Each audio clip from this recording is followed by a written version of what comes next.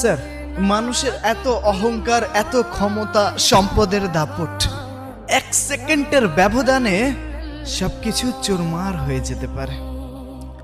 আচ্ছা ধরুন আপনি কোনো একদিন মারাই গেলেন, সেই সকালটা কেমন হবে? সেই সকালটা কেমন অনুভূতি হবে আপনার কাছে? চলুন একটু সময়, একটু কল্পনাতে ভেসে যাই। আকাশটা সেদিন ছিল একদম অন্যরকম। সকাল থেকেই আকাশে মেঘ জমছিল, কিন্তু দুপুর পর থেকেই শুরু হলো ঝিমঝম বৃষ্টি। সেই বৃষ্টির শব্দের মাঝেই বাতাসের বেগে ছড়িয়ে পড়লো খবরটা, স্যার আপনি আর নেই। খবরটা শুনেই আপনার পরিচিত শহরটা যেন হঠাৎ করেই থমকে গেল। চায়ের দোকানের আড্ডাগুলো থেমে গেল। রাস্তার পরিচিত মুখগুলো পাথরের মতো স্থির হয়ে দাঁড়িয়ে রইল।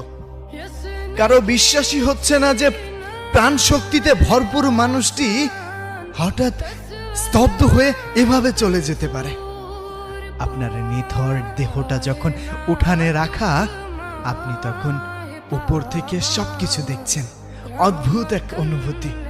আপনি সবাইকে দেখতে পাচ্ছেন, তাদের কান্নার শব্দ শুনতে পাচ্ছেন, কিন্তু কাউকে ছুঁতে পারছেন না। বলতে পারছেন না আমি তো এখানেই আছি, তোমরা কেন কান্না করছো? তোমরা কেন কান্না করছো?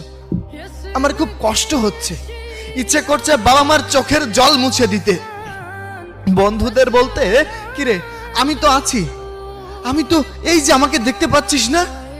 কিন্তু আপনার কণ্ঠস্বর তখন বাতাসের চেয়েও হালকা। কেউ তা শুনতে পাচ্ছে না, কেউ তা শুনতে পাচ্ছে না স্যার। আপনার নিথর দেহ যখন ওই খাটিয়ায় পড়ে আছে, চাদর দিয়ে ঢাকা ওই দেহটা দেখার জন্য কেউ একজন ঠিক এমন সময় ভিড় ঠেলে ছুটে এলো আপনার কাছে। তার আসার ভঙ্গি, তার ব্যাকুলতা দেখে সবাই থমকে গেল।